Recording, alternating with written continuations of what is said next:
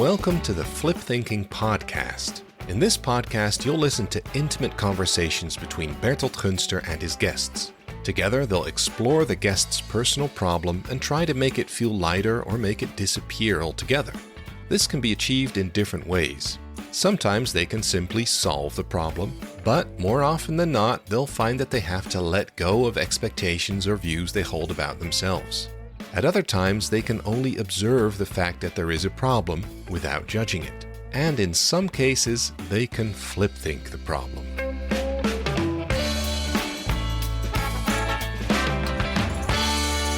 Welcome. Hi. So, who are you? Who are you? Sounds like a song. I'm Marieke, 42, from the southern part of the Netherlands. I work for a library, and I'm single. Okay. Well, this is the first idea of who you are. Yeah. And why are you here? I feel quite insecure standing in front of groups, and I've known that for a long time now.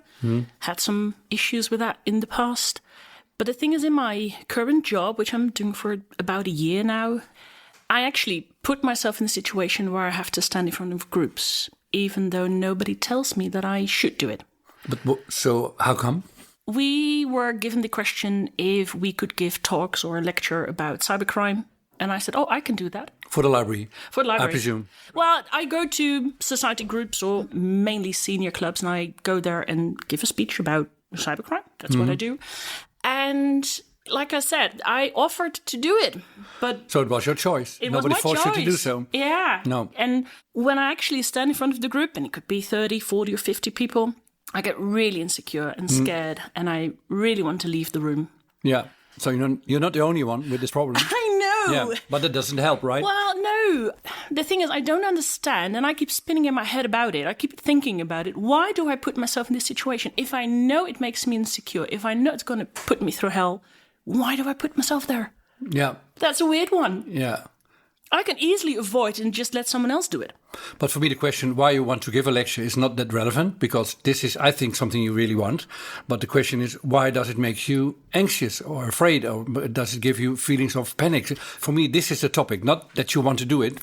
You just want to do it. That's fine. No questions about that. For me, Yeah. it's something you like, right? You agree, or am I pushing an idea to you now? I like it, but it makes me feel like going through hell. So why do I like it? I'm ambivalent about it. I don't know. No, you don't like it, but you do want it, right? Yes. Yeah.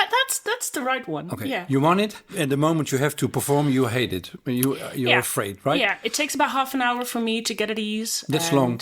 That's a very long long. time. So you need to get at ease during the speech. Yeah. So every speech you give has to be longer than 30 minutes. It is 1.5 hours with a break in between. Yeah. But if you would ever do a TED Talk of 17 minutes, I'd be in that trouble. would be complete hell. Yeah. And you won't get out of hell because you don't have more time than 30 minutes. No, I need. Well, whenever there's like a 30 video minutes is start, long. I know. Well, what I usually do is I start a video. So to that's actually, easy. Well, to actually make it more entertaining for the people of listening course. to me. Yeah, I know. Yeah. No, And that's the moment I relax. Tell me exactly, you enter stage, you take a breath to start talking. What happens in this moment? Can you describe your body, your thoughts, your feelings, everything? It's chaos in my head. It's complete chaos. And I can't look at the people individually. So if I give a workshop for like 15 people, that talk is only 10 minutes and then they start doing their work themselves. And it's chaos in my head. I can't look at them. I scan the group. Which you don't, I presume? No. You scan the group as a kind of vague, amorph it's a body. vague mob of people, and that's it. No individuals there. No individuals, not looking in their eyes. No. Chaos in the head. Chaos in the head. What's the body doing? I prefer to stand with my hands in my pocket. To feel more secure. To feel more secure. And then what happens is that I start sweating. And it's only my face that actually starts sweating. It's really weird, but only my face. And if it takes too long... Can people see it? Yeah, that's the big issue. Yeah. It's visual. That's the big problem. And if they don't see it, you're afraid they will see it in a matter of in minutes. time. Yeah. How long will it take for them to notice that I'm sweating? Yeah, in your brain, I think the answer is immediately. Yeah. So you're sweating. You are afraid they will see you sweating. Yeah. So what's happening more with the body and the brain and the mind and everything? I keep thinking of ways to flee the scene.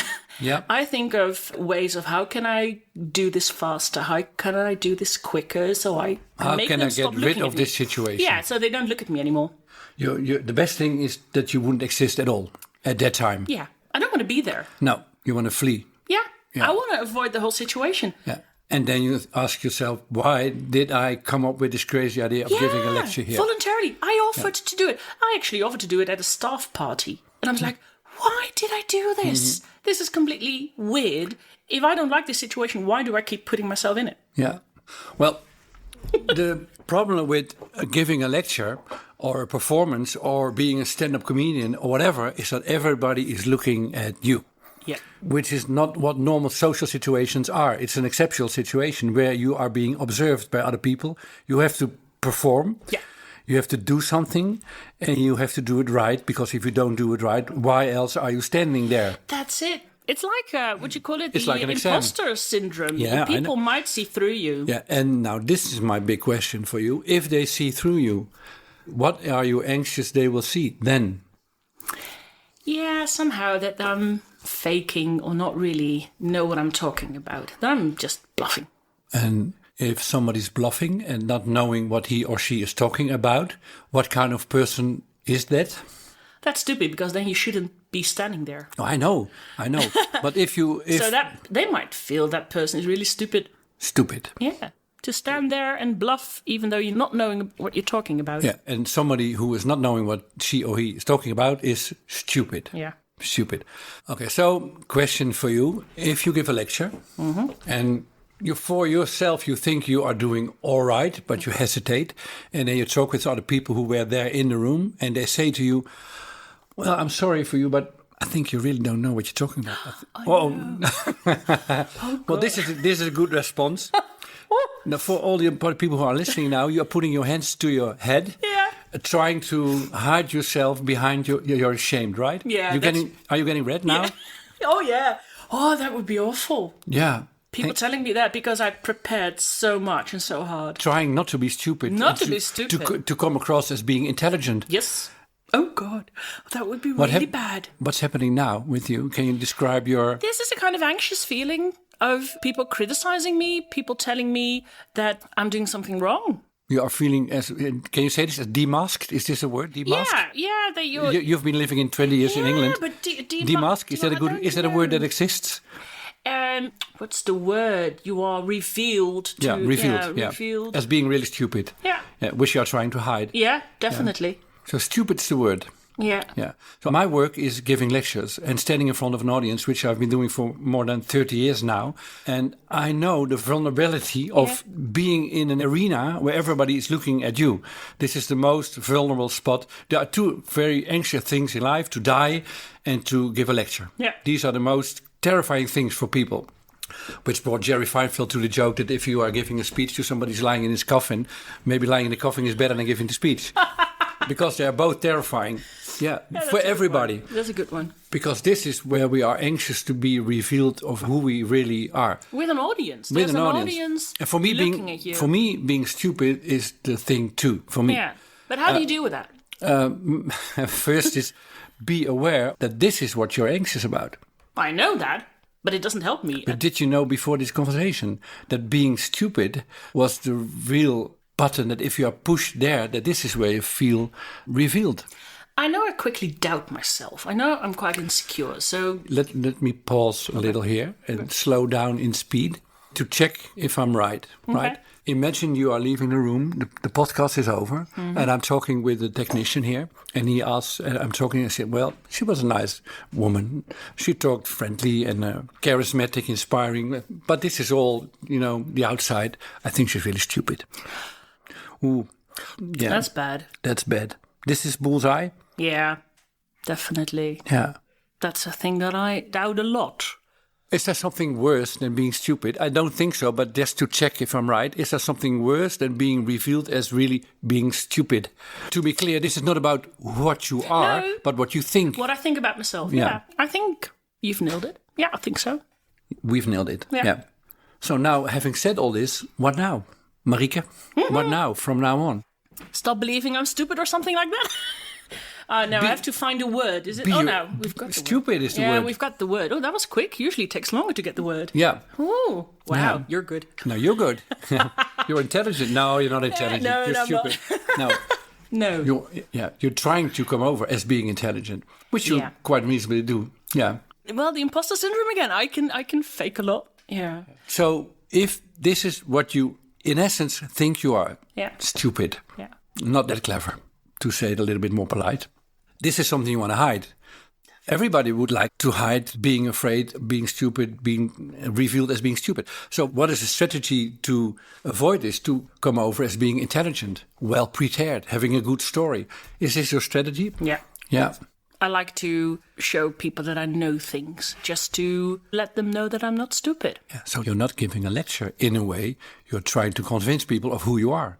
So standing in front of an audience is partly giving just a lecture, but for a greater part also trying to impose a kind of image of who you are. So you're not there talking about a topic, you're there trying to give a kind of image of yourself. Yeah. Which you have to do so because you are afraid to come across as being stupid, which nobody likes. Yeah, so I'm agreeing to doing the lectures and the workshops to prove to the world that I'm not stupid. Right. Or to prove it to myself. I'm not sure. Both. Both. Okay. Yeah. Which is worse? Yourself. Yeah, yourself. So there are 7 billion people on this earth. A lot of people will think you are clever. A lot of people will think you are stupid. Yeah. They're all mixed with, but it's about you. Yeah. What you think about yourself. Yeah. It sounds like a situation like years ago when I was still a teacher at a primary school, because I was standing in front of the classroom and I was constantly scared of saying stupid things. Yeah. And that the students would notice or something. So I kept fleeing. Would see through you. Yeah. So I kept fleeing the classroom. I fled to the hallway and started sweating. And after a couple of minutes went back in again. And that was one of the reasons why I knew I had to quit teaching. And I went to this career coach. And one of the outcomes was don't stand in front of groups. So I know I shouldn't be standing in front of groups. No, it's the wrong conclusion. Stand in front of groups and be aware that the fact that you find it difficult to be there is that you are anxious to be revealed as being stupid. That's the problem, not standing there. Being revealed is a problem. I presume you like standing in front of audiences, and there's nothing wrong with that. It's nice to be seen, to be heard, to tell a story, to spread your insights. Nothing wrong with that. It's something we all like to do. Yeah. That people look at us and regard us as being valuable for whatever. Yeah, the feeling of being valuable and being useful, and you can help people and teach them something. That is something I really like. To connect with people. Yeah, I like that part. But nothing wrong with that. Don't question this desire. Yeah. Would be my advice for you. Although until this podcast, it creates hell for you in the same time too. It's both heaven and hell at the same time. I like helping people. I don't like to stand in front of groups. So now knowing this all, so what now? I've always learned in difficult situations you can flee or fight. And I fled too many times in the past, so I didn't want to flee anymore. But it's not about fighting or fleeing. I would advise you, this is about letting go. Letting go your self-image of being stupid. And how can you let go? Not by fighting it, not by trying to come across as being intelligent, but by ridiculing yourself, making fun of it, that you think you are stupid. This is what you think. It's a conviction in your head. Yeah, it's nowhere else than in your head. No. So look at the conviction, make a joke about it, and it takes time. This takes time. Over time, by making fun of it, let it go. If somebody in the audience is saying to you, are you well prepared? Do you know your story? Would be a hell for you, such a moment. From now on, laugh and say, yeah, I'm sorry, but I'm stupid. This is the best I did. And everybody will laugh because they know this is not a fact. I've listened to your podcast before, and I know the opposite is the way to deal with it. But I'm scared that I might start to believe that I'm actually stupid if I keep saying that to myself. Mm-hmm. So that actually... It's deeper. It's deeper.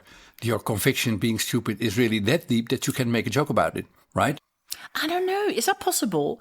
Because I might really believe it, and it actually confirms what I already believe. So I don't... Is that weird to think? Or no, I'm overthinking.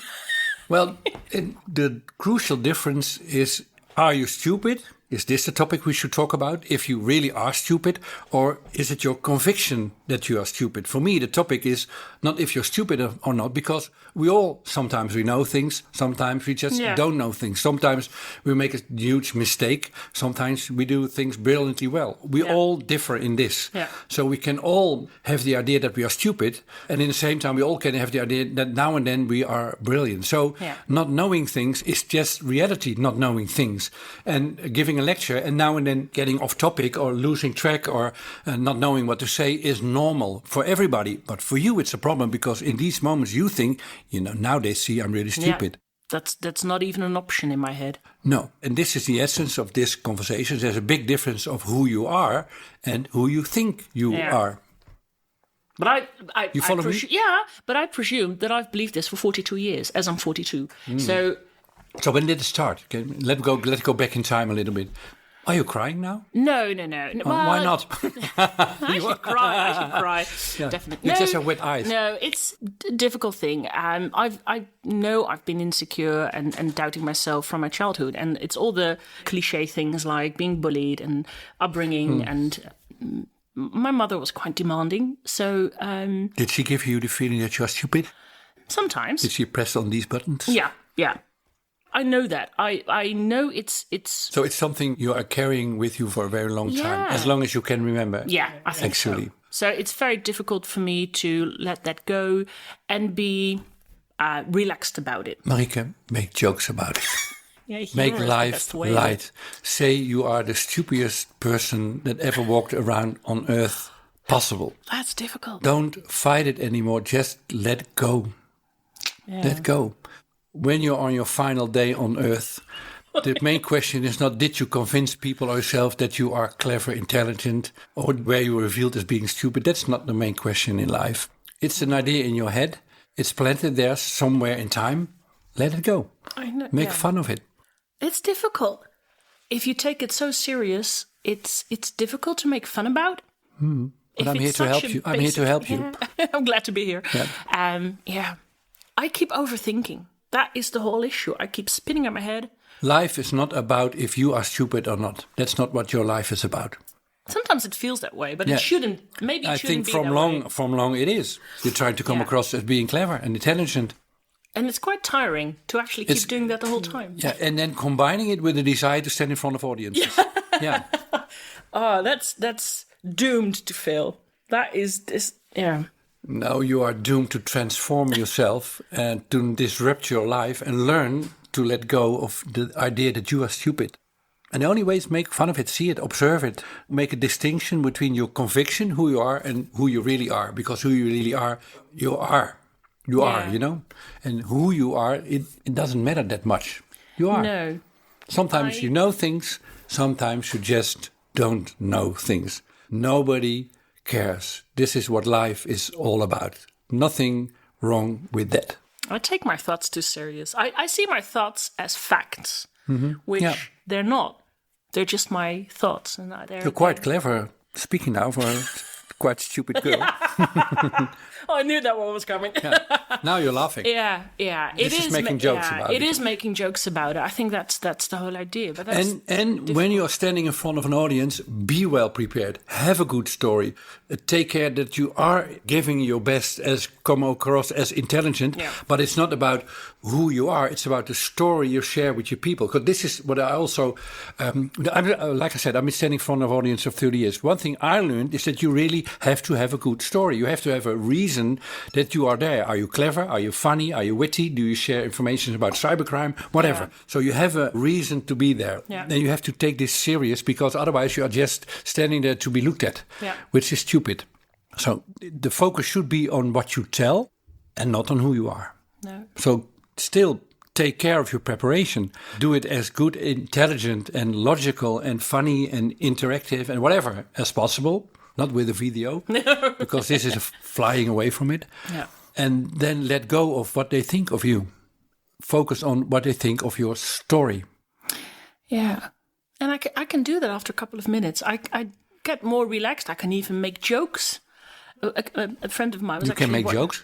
Yeah, after a while. I'm surprised. If I get... I can be quite funny sometimes. I think so. I believe you. Yeah, yes. Yeah. No, the thing is, I had a colleague of mine watching me and I told her, before that I was really insecure. And then she said, well, after 10 minutes, she could see that I got more relaxed and I started making jokes. And it just takes me about 10 minutes to do that. I don't know what happens and why. Do it in 30 seconds. Oh, I would love to do that in 30 seconds. So this is all got to do with preparation. Have a story in which you are sure that within 30 seconds they will laugh. Then you feel connection. You can let go of tension. But this is all about being well prepared. Standing in front of an audience is a serious skill, which is difficult. Yeah. And laughs gives you a feeling of connection. Yeah. Prepare this. Take it serious. Put all your effort in a good story with interactive moments where people can they feel tension too, because who are you? How long do they have to sit there? How long do they have to listen? Do you think they are stupid? They are as well a little bit stressed sitting in an audience as you. So help them. But this is all with taking the profession of giving a lecture serious as a skill. Yeah. Focus on that. Well, I do that. And I know at what moments I can put in some humor and some jokes. But maybe I should do that in the first couple of minutes just to break my own tension a bit. Yeah. I think that's the biggest issue. And 10 seconds before you go on stage, say to yourself, I'm stupid. They will see it. They will know. I've got a PowerPoint presentation, so I just put in it. I'm stupid. I'm Marieke, I'm stupid. Welcome. Yeah. Oh, God. No. But so it's about the dialogue in your head and what you are... What I tell myself. What you tell yourself. Yeah. That's where the liberation lies. Yeah, I think so. I can do it more easily and be more relaxed if I do only 2 a month. But if I've got 6 or 7 a month, it's too much. And I stop being able to be relaxed and have Well, this is a limiting conversation.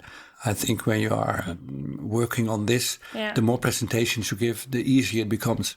And do the same presentation over and over again. Yeah. This makes it more easy also. All the time making a new presentation is difficult too. No, well, the lecture I give about cybercrime is the same one. I've done it about 5 times now, and I'm going to do it some more times next month. And nice. It doesn't get easier. That's the weird thing. It goes up and down. I don't know, but I just have to remember the fact that I'm stupid. Does this help you, you think, this conversation? How are you now? How is it with your body, thoughts, everything now? Well, about 10 minutes ago, I had this anxious feeling, started sweating a bit, and you saw right through me. And so that gave This is me how it panic. felt. Yeah, that's hooray, this is a good sign. Very slight panic attack. Yeah. About 10 minutes ago. Thank you. Yeah, you're welcome. This is where I want to be. I love to be there. I don't. But, when we find the pain, we can let go the pain. That's it, yeah. Well, it saves me. How is it? This was 10 minutes ago. How are you feeling now? I'm good now. They don't take that long. Yeah. My panic attacks are quite short. Yeah. No, I feel okay, and it's given me some insight that I can use, and it's... and you are not the only one. I know. No. I know there's so many people dealing with this. Yeah, and the whole school system is built that when people in the Netherlands, when they're 12 and have to choose what kind of school they go to, then there's this big, some people think they're stupid and some people think they don't. And I think this is an effect of the school system. A lot of people carry the idea that they are stupid, which I think is an insult to humanity. Yeah. Yeah, and I've been a teacher for 20 years and I always made sure that I gave students a good feeling about themselves and never made them feel stupid. Maybe I was too polite, I don't know. But I made sure that I stood up for the students who actually thought better about themselves. So I think I recognized something in them. This insecurity. I think I recognized it and I really hated the arrogant ones that knew everything and, I don't need this. I stood up for the insecure ones. So I think it's kind of mirror effect or anything. And I could recognize it. Do you think you will ever experience fun while giving a lecture? Before 30 minutes are gone, right? I hope so, but I'm not sure. Yeah. It's not bad sometimes feeling insecure. There are some advantages to it. There are some good things about it. It will help you to be well prepared. That's it. Which I advise you to do. Yeah. But I'm over prepared. I know the lecture by heart and still prepare it 5 times before I start. So I'm overthinking again and doing way more than maybe people should. Feel this anxiety you carry with you. People smell it. Yeah. They have this. The more you try to hide it, the more they feel you are trying to hide something. Yeah. People know this. Yeah. An audience is very intelligent. A group together is very quick, they sense things. Yeah. Okay. That's what I'm scared of, but I might think about getting more stupid about it. Yeah. I can do that. When you are authentic in front of an audience, you are just focusing on the story you tell. Then you are authentic because you are not worrying about who they think you are. So this is authenticity, that you can completely focus on your story. When you try to hide something of yourself, trying to come across as being intelligent, this is what audiences feel, because this is not natural behavior. You're not dealing with the story you tell. You're dealing with your self-image, and people know this. People feel being this. authentic is a really good one. Yeah, I think that's part of it. Yeah. Being yourself and not faking it. Yeah.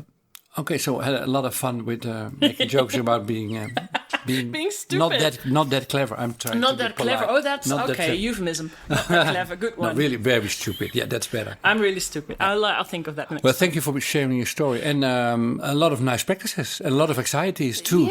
Yeah. Thank you for having me. And a lot of fun, especially that. Yeah. I will. Okay.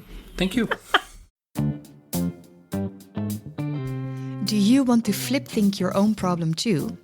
In Bertolt Gunster's bestseller Flip Thinking, you will learn all about the life-changing art of turning problems into opportunities. Flip Thinking is available in England, Italy, Portugal, South Korea, United States, and soon in 17 other countries too. For info, check out flipthinking.info.